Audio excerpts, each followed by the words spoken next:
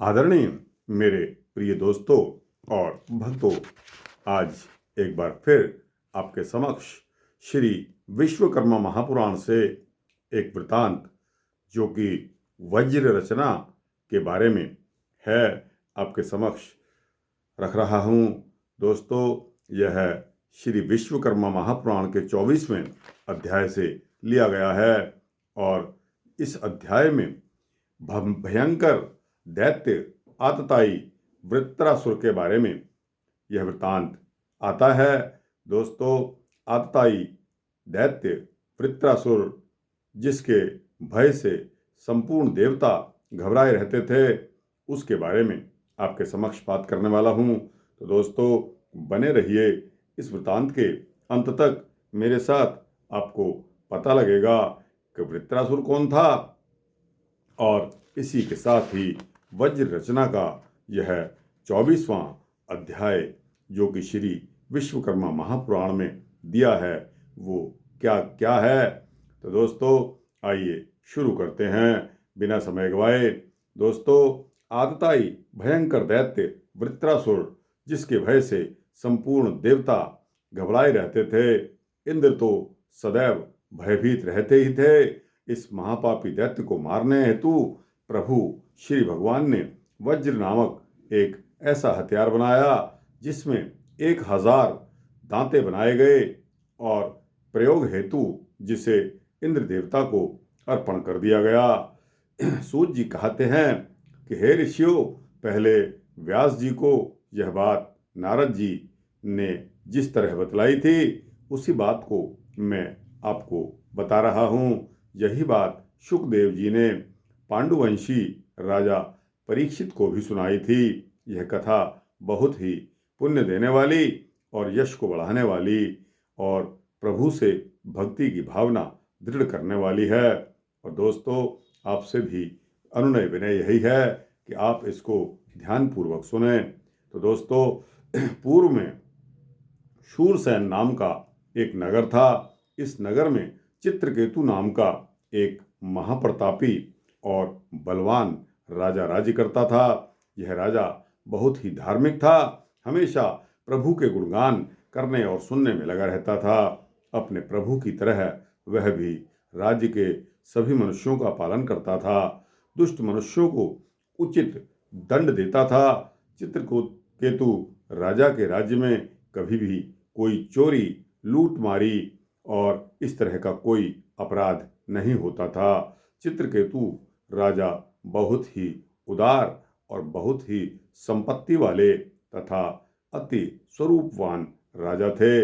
वह बहुत सी विद्याओं का जानकार अतः अतिशय लक्ष्मी वाला था। चित्रकेतु राजा के अनेकों पत्नियां थी, फिर भी उस राजा के कोई संतान नहीं थी। इसके कारण राजा अत्यंत दुखी रहता था और राजा को मात्र एक पुत्र न होने के कारण सब दुख होते हुए भी जीवन का कोई आनंद नहीं था और वह मन ही मन अत्यंत दुखी रहता था। एक समय राज्य दरबार में भगवान अंगिरा मुनि से चित्रकेतु राजा ने अपने दुख की सारी दास्तान सुनाई। तब उन्होंने मुनि से कहा कि तप रूपी धन वाले आप मुझे पयोद नाम के नरक में से तारने वाला पुत्र मिले, ऐसा कोई उत्तम मार्ग बताने की कृपा करो। तब चित्रकेतु के ऐसे वचनों को सुनकर अंगिरा मुनि ने उससे भगवान विश्वकर्मा का उत्तम यज्ञ करवाने का तथा त्वष्टा देव ने प्रसन्न होकर एक पुत्र राजा चित्रकेतु को प्रदान किया। इस तरह से अपने मन की कामना पूर्ण होने से राजा को अत्यंत आनंद प्राप्त हुआ। वह हमेशा पुत्र के साथ खेलने में तथा मीठी मीठी वाणी को सुनने में इतना अधिक मग्न हो जाता था कि अपने अन्य कामकाज भी भूल जाता था। इस प्रकार दिन बीतने लगे। चित्रकेतु को एक रानी से इस तरह पुत्र का जन्म होते ही दूसरी रानियों को ईर्ष्या होने लगी और अपना मान घट जाने के मत से उन सब रानियों ने विचार करके एक समय पालने में सोते हुए बालक को विष दे दिया। यह सब कोई जान न पाया। कुछ देर के पश्चात उस बालक के सारे शरीर में जहर फैल गया और उसी क्षण उस बालक की मौत हो गई। इस घटना से राजा चित्रकेतु को और अधिक दुख हुआ और वह राजा बालक को याद कर करके रोने लगा। राजा को इस प्रकार शोकमग्न देखकर राज्य के मंत्री तथा ब्राह्मण वगैरह भी राजा के पास पहुंचकर अनेकों प्रकार से उसको सांत्वना देने लगे, परंतु राजा का मन तब भी शांत नहीं हुआ। अंत में अंगिरा ऋषि ने राजा को उत्तम बोध दिया और क्षण भर में ही उसका शोक दूर हो गया। इसके पश्चात उसने पुत्र की क्रिया अच्छी तरह से की। ऐसे पुत्र के शोक से निवृत्त होने पर उस राजा से मुनि अंगिरा बोले कि हे राजाओं में श्रेष्ठ, मृत्यु हुए का शोक करना बेकार है, क्योंकि अपने कर्म बंधन के लिए ही प्राणी मात्र का जन्म होता है और दूसरे के साथ वह एक दूसरे संबंधों में जुड़ जाता है। इस तरह अपने कर्मों के क्षय होते ही फिर वह इस बंधन से मुक्त होकर अन्य जगह अन्य प्राणियों के साथ अन्य संबंध से जुड़ता रहता है। मनुष्य, पक्षी तथा सचराचर, जड़, चेतन वगैरह सबका बंधन अनित्य है और वह इस प्रकार से फिरता है। इस तरह से तुम जानो, ये सब अंडक्रम से सबका एक दूसरे से संबंधी, जाति वाले, शत्रु मित्र सगे वगैरह हैं। वह सब फिर दूसरे जन्म में वहीं के वहीं नहीं रहते। जीव अपने किए हुए कर्मों के बंधन का फल भोगने के लिए तथा लेन देन के हिसाब को वसूलने को एक योनि से दूसरी योनि में और फिर दूसरी योनि से तीसरी योनि में इसी तरह भटकता रहता है। और एक जन्म में पशु तो दूसरे में और मनुष्य और तीसरे में पत्थर अथवा पेड़ और फिर चौथे में पक्षी, इस प्रकार अनेकों योनियों में भ्रमण करता है। जीवात्मा इस संसार के जन्म मरण रूपी सभी बंधनों से छूटकर और प्रभु श्री विश्वकर्मा के परम धाम रूपी मोक्ष को प्राप्त करता है। इसलिए हे राजन, तुम अपने शोक का त्याग करके ईश्वर में अपना चित्त लगाओ तथा अपने जीवन को सार्थक करो। अंगिरा मुनि के ऐसे वचनों को सुनकर राजा को ज्ञान प्राप्त हुआ। तब चित्रकेतु राजा बोला कि हे महामुनि, आपके अति ज्ञानपूर्ण वचन सुनकर मेरा मन निर्मल हो गया है। अब मुझे पुत्र प्राप्ति की जरा भी इच्छा नहीं है और ना ही कोई शोक है। इस संसार रूपी बंधन से मेरा मोह भी अब टूट चुका है। इसलिए हे मुनिवर, जिससे मेरा जीवन सार्थक हो वह उत्तम उपाय मुझे बताएं। मैं इस माया रूपी अंधकार से अंधा बना हुआ था। आपने ज्ञान रूपी प्रकाश दिखाकर मुझ पर अति कृपा की। राजा के ऐसे वचनों को सुनकर अंगिरा ऋषि ने राजा से प्रभु विश्वकर्मा की भक्ति करने के लिए कहा और प्रभु के अष्टाक्षर महामंत्र का जप करने के लिए विधि बताई। अंगिरा मुनि तपस्या करने के लिए आश्रम को चले गए। इसके पश्चात राजा चित्रकेतु भी जंगल में जाकर प्रभु विश्वकर्मा में अपना ध्यान लगाकर अष्टाक्षर महामंत्र का जप करने लगे। अपनी सब इंद्रियों को वश में करके केवल फलों का आहार और एक चित्त होकर प्रभु विश्वकर्मा की आराधना करते हुए आत्मानंद में लीन हो गए।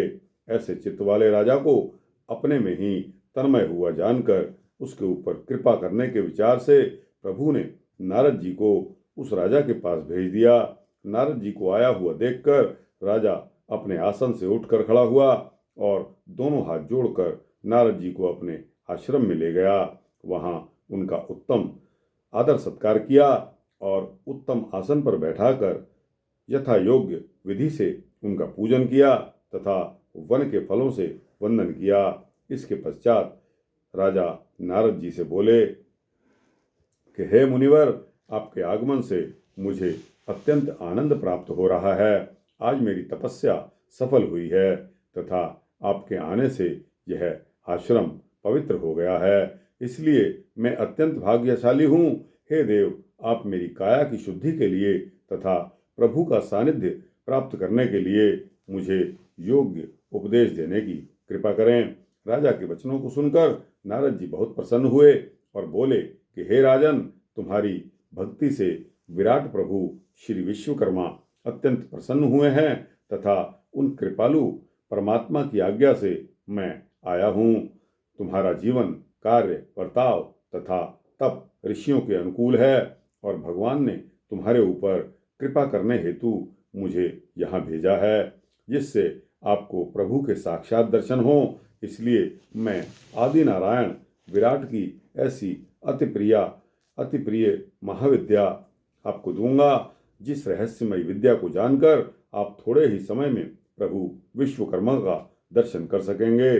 कारण यह है कि उन्हीं के चरणों में पहुंचकर मनुष्य ही नहीं, समस्त देवता भी द्वैत अद्वैत के भेद को सही सही समझ सकते हैं। ऐसे लोग ही परम ज्ञान को प्राप्त कर लेते हैं। जब आप उनके स्वरूप को पहचान लेंगे, तब आप भी प्रभु स्वरूप होकर उनके तुल्य ही बन जाओगे।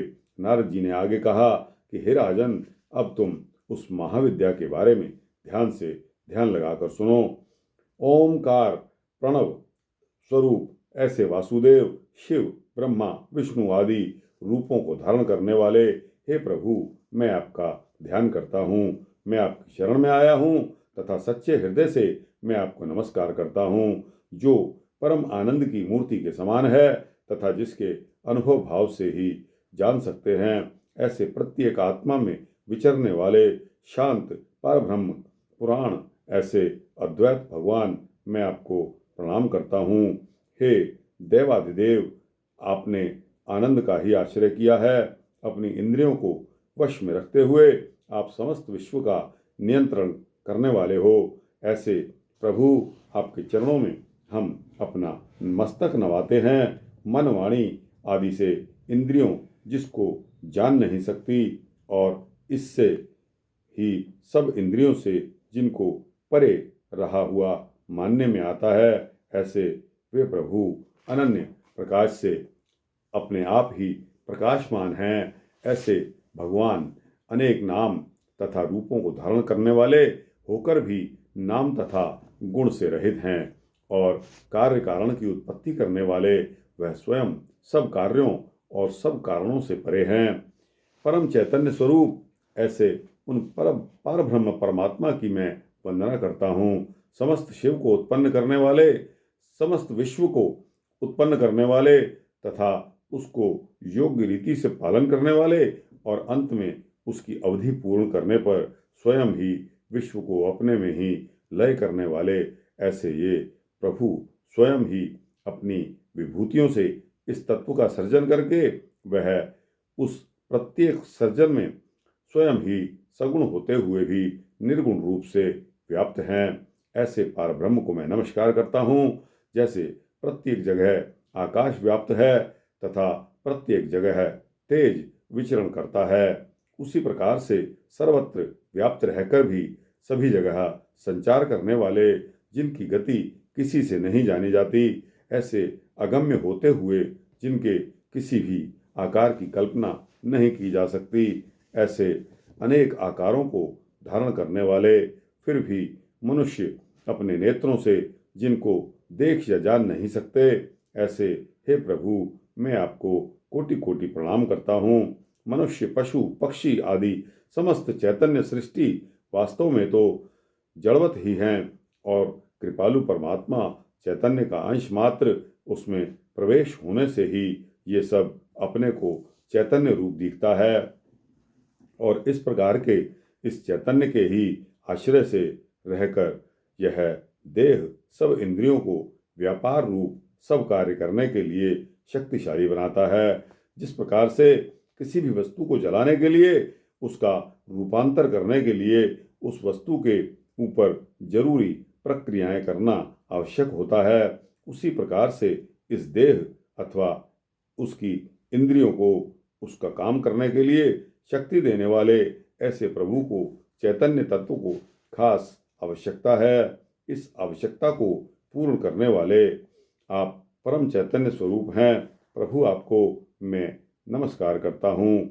यह सब महान पुरुषों से भी महान और अनेक विभूतियों का सृजन करने वाले, सब विभूतियों का सर्जन करने वाले, सब विभूतियों के अधिपति के समान जिनकी सभी देवता वंदना करते हैं।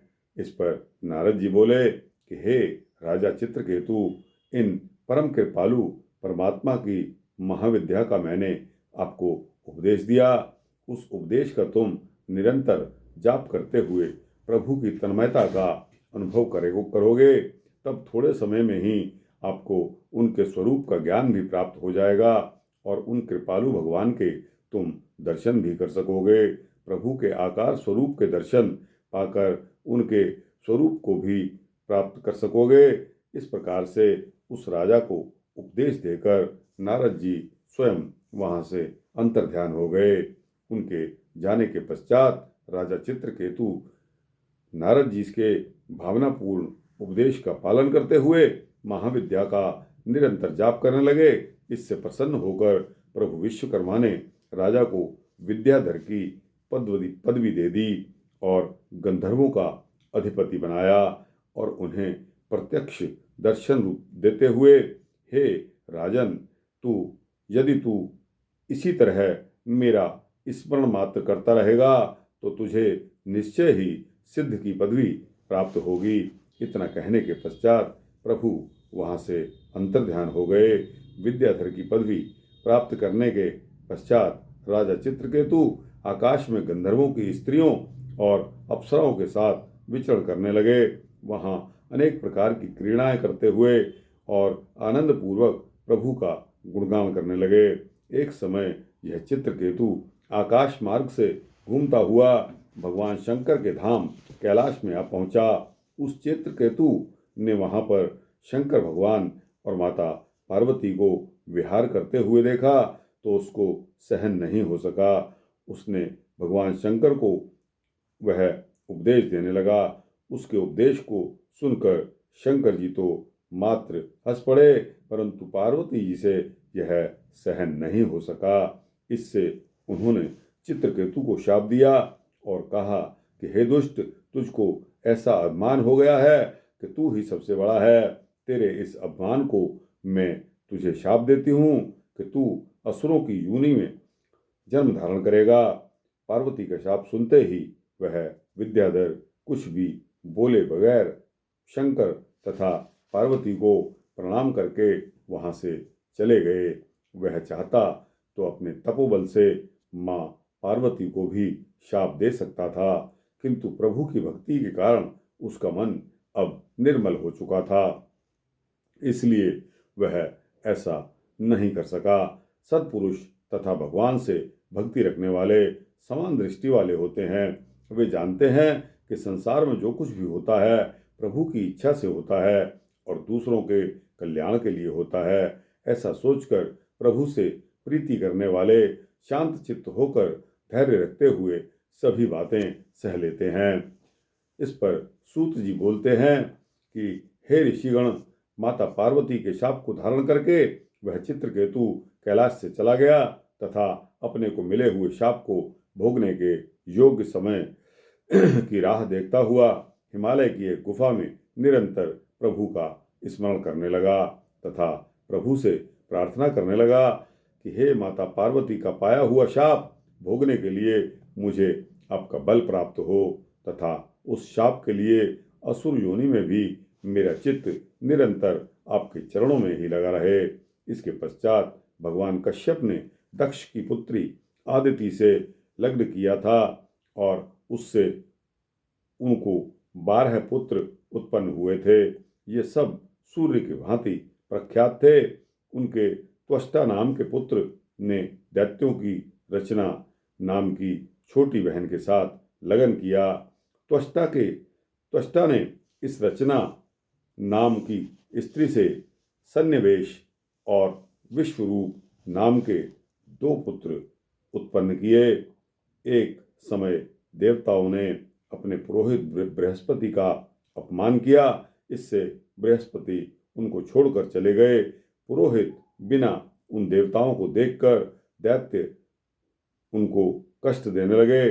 इससे देवताओं ने इस विश्व स्वरूप को अपना पुरोहित बनाया था तथा उस विश्व रूप के ज्ञान, बल तथा विद्या के प्रभाव द्वारा देवता पुनः असुरों के त्रास से हटकर अपने वैभव को प्राप्त करने लगे।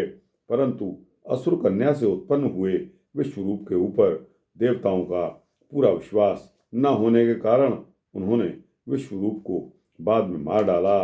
विश्व रूप का इस प्रकार नाश होते ही उसके पिता त्वष्टा अत्यंत कुपित हो गए तथा अपने पुत्र को मार डालने वाले देवताओं के राजा इंद्र का नाश करने के लिए दक्षिण अग्नि में होम किया। इससे उस अग्नि में से एक भयंकर आकृति वाला अत्यंत क्रूर तथा भयंकर पुरुष उत्पन्न हुआ। यही पुरुष वही चित्रकेतु था जिसको विद्याधर के रूप में माता पार्वती ने शाप दिया था। पार्वती का पाया हुआ शाप भोगने के लिए वह त्वष्टा से पैदा हुआ। वह चित्रकेतु उत्पन्न होकर एकदम बढ़ने लगा तथा अपने भयंकर काले पर्वत के समान शरीर से सभी दिशाओं को रौंदने लगा।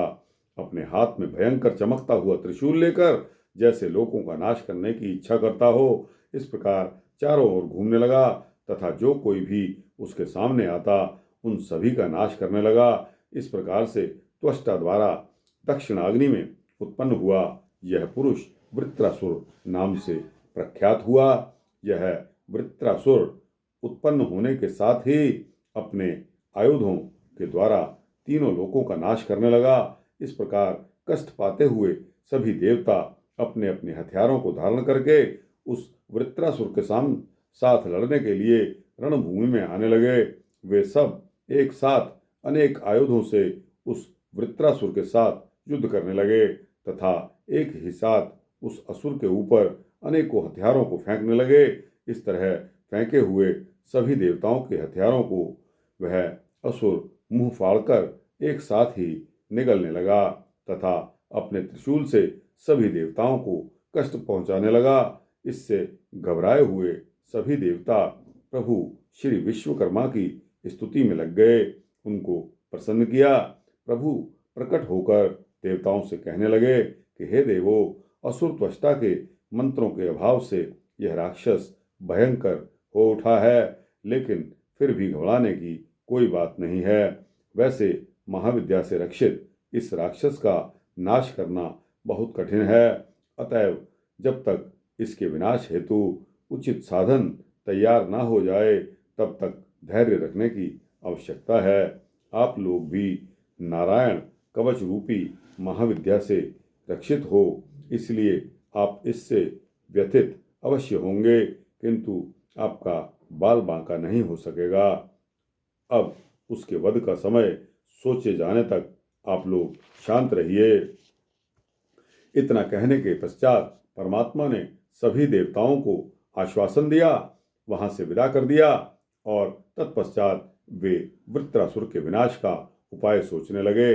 आखिर उन्होंने समस्त देवताओं को दधीची मुनि के आश्रम पर भेज दिया और उनसे उनकी अस्थियों को प्राप्त करने के लिए कहा। अब सभी देवतागण प्रभु विश्वकर्मा के बताए हुए सलाह से महातपस्वी दधीची के आश्रम में पहुंच गए और उनसे अपनी सारी कठिनाई और वृत्तांत बताते हुए उनसे अस्थि देने की याचना की। ऋषि दधीची देवताओं की रक्षा के लिए अपनी अस्थियों को देने के लिए तैयार हो गए। वे इसके लिए समाधि लगाकर बैठ गए तथा तीनों लोकों के हितार्थ प्रसन्न मन से समाधिस्थ हो गए।